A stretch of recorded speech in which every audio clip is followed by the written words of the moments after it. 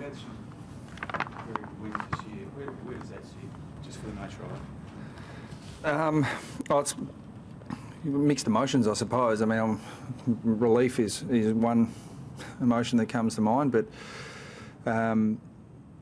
yeah, I thought it showed unbelievable resolve and character of our group to be outplayed for most of the first half, and then to be able to respond and get your leaders to stand up and take control of the game. And you know, they exceeded my expectations in the third quarter, so I won't be putting any ceiling on what we can do in a quarter of footy anymore, because we're hoping to be back somewhere near level pegging at three-quarter time.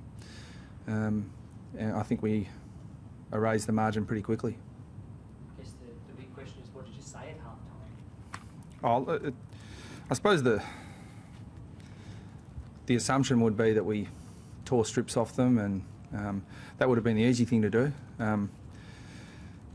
Look, a big spray was on the tip of my tongue, that's for sure, with some of the things that we were doing in the second quarter that were completely away from the way we wanted to play. And Richmond were really good. So I mean, when you a player like Dustin Martin can tear a game apart, he's done it before, and a lot of that was you know, just individual brilliance. But at half-time it was mainly about identifying the things we needed to fix, as boring as that sounds, and making sure that we remain composed. And there's no point telling your players to remain composed while screaming at the top of your lungs. So I asked for the leaders to get the game back on our terms, and they did that really well. So that third quarter then, is that the best they've played under you? Is that fair to say? Yeah, it'd be close. Yeah, it'd be close. And just in terms of, I mean, it's no secret when we're playing well that Drew Petrie's one of the dominant players on the ground, and we think he's been one of the dominant, or one of the reasons why our defence has been so good this year, which sounds a bit contradictory given he's up the other end of the ground, but yeah, that's the way footy's played these days, that it's a team defence style of game, and his pressure's been unbelievable, and you don't see it on the broadcast vision, you only see it in review. We see it from the coach's box, and so he's been doing that, but he combined that today with just, you know, a really dominant offensive display, and you know, he can only mark the quality of footy that's coming inside forward 50, and when that improved, he showed his class and what a great player he is. And how important was it to string 2 wins together? Obviously up and down for a while now. How important was that for the group? I think it's really important for the obvious reasons in terms of win-loss ratio and all those things, and what's to come in the second half of the year. But probably more importantly, it's about, you know, if you want to be a good team, you do it consistently regardless of circumstance, and we haven't been able to do that, so that implies we're not a good team. And 2 weeks doesn't prove that. It takes longer than that to prove it, so we've still got a way to go. So, Brad, the sort of thing that can give the group the belief that they can, you know, get into finals and really mix it at the end of the season? I think that's too far off to start thinking about, because one thing I know, that next 10 weeks so much is going to change. You guys might be able to tell me, but driving in, Kurt Tippett, has he done an ACL? Do we know? Or he's all right, is he? Well, on the radio they're saying he's done his ACL. Like, what a game changer that is. You know, so a lot's going to change in 10 weeks. So I'm glad to hear he's okay, but so much is going to change in 10 weeks. So finals is you know, the last thing we're thinking about. But in terms of self-belief, it's a week-by-week proposition for us, because we haven't proven that we can do it consistently. Can I ask about injuries to your man, Ben Cunning?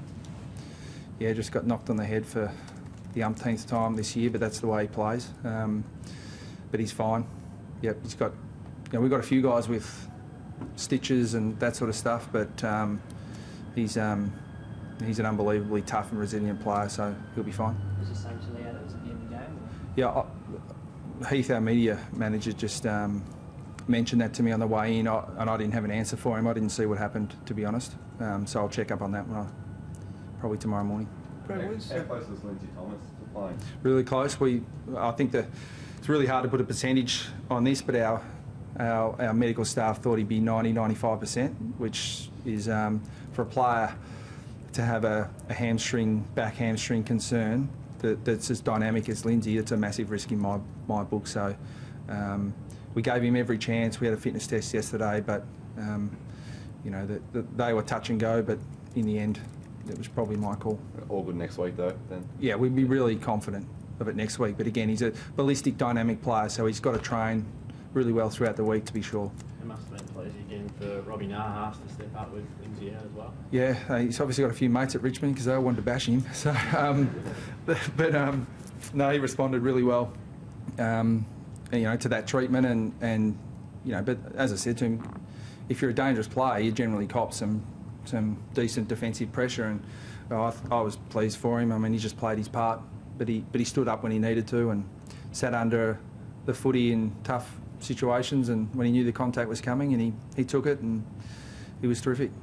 Levi Greenwood, where's he taking his game to? Oh, his hardness has been highly respected within the four walls of the North Melbourne Football Club for a long time. He's a terrific athlete. He's got great speed, great endurance, great power. He's really strong. I mean, in a lot of ways, he's just a bit of a prototypical modern midfielder. But there are other aspects of his game that he's working really hard on. He's always been able to play a defensive role on an opposition player, which has been terrific. And now he's looking at getting the footy a bit more himself, as well as playing on some good players. And he's got that mix pretty right at the moment. I'm wrapped for him because he's worked really hard to get to this point. Do you have any report on how Robbie Tarrant came through today and how his form was at it? Yeah, the VFL development coaches said he was good. He played well, and I think he kicked a goal and 12 marks. But more importantly, he's pulled up really well. Robbie always wants more. He wants more game time, more training time. So it's up to us to hold him back and make sure when he comes back into the AFL side that he's cherry ripe, because it is tempting to rush him back. So it will be sort of the process to. Yeah, we'll have to assess it probably Tuesday to see how he's pulled up and get through some training. But I know a lot of our players want him back. He's just the way his training track form has been really good. But you've got to be really cautious, especially when the side looks a bit better on paper. You've got to be cautious to make sure that the player's done the right preparation. What was the decision behind subbing Majak? We were 6 goals down. we just needed to make a change. We needed to restructure our forward line, which was ineffective.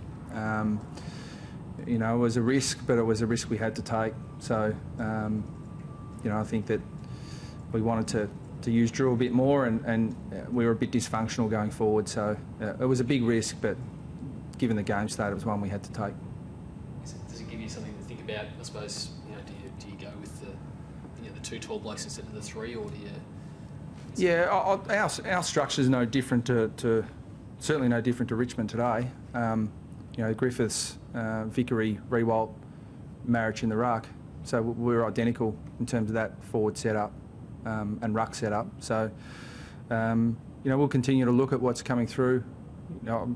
Ben Brown is a young or mature age recruit who can play that forward ruck position. Daniel Curry can play that position. Robbie Tarrant when he's right to go. So we've certainly got some options, but we'll keep looking at what's best for the team in the short term. But as I've said repeatedly, I've got real confidence in Majak in the medium to long term, but that can't be at the expense of the short term fortunes of the team. Thanks. Thanks.